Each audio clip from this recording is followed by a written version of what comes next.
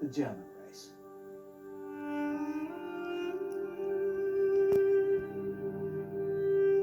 April the 7th is a bad day for me.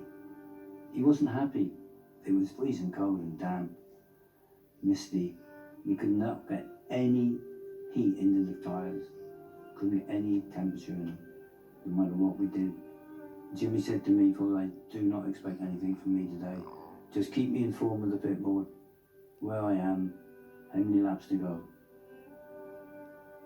That's the last thing he said.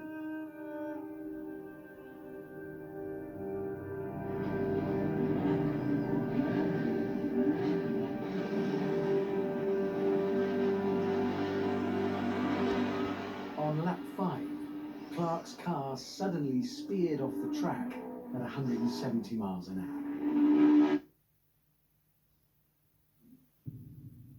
I got to the scene and they took me through the undergrowth of this, because no Armco, there's tarmac trees, literally, in the sheer path, and I just saw what was left of a car. There was nothing to see.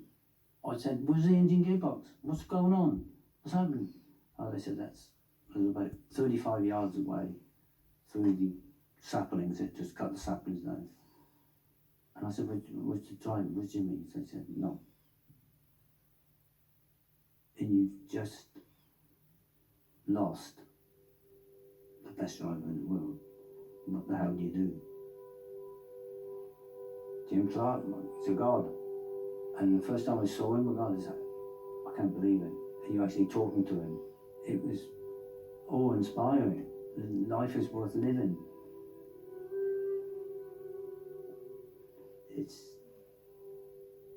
For me, it's tearful. I'm sorry.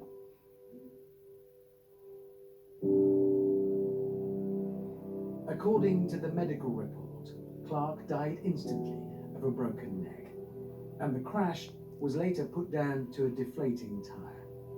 When he died, he was just 32, but in his short career, he had racked up some truly incredible achievements. In Formula One, he won 25 of his 73 races, which in percentage terms puts him way ahead of Hamilton, Vettel and even Schumacher.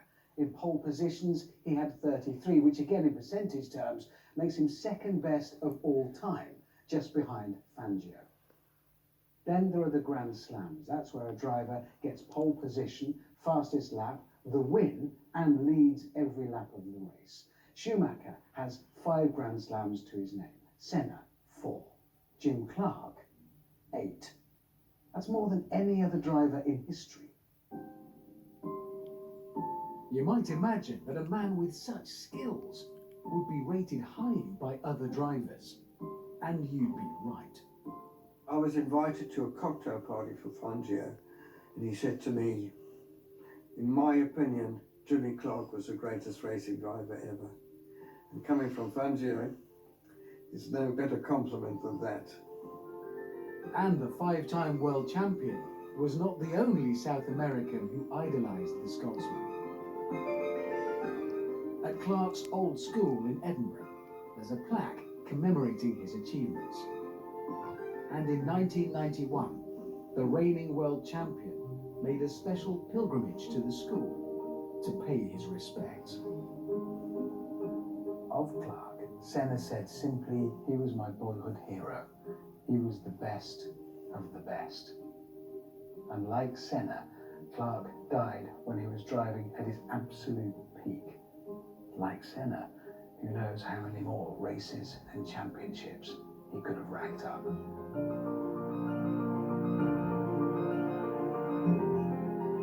He was the benchmark. That was it.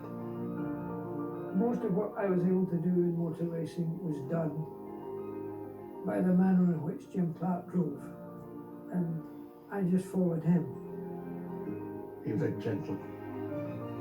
He was a gentleman and a gentleman. It's a pity he's not around now, because it'd be nice to have him.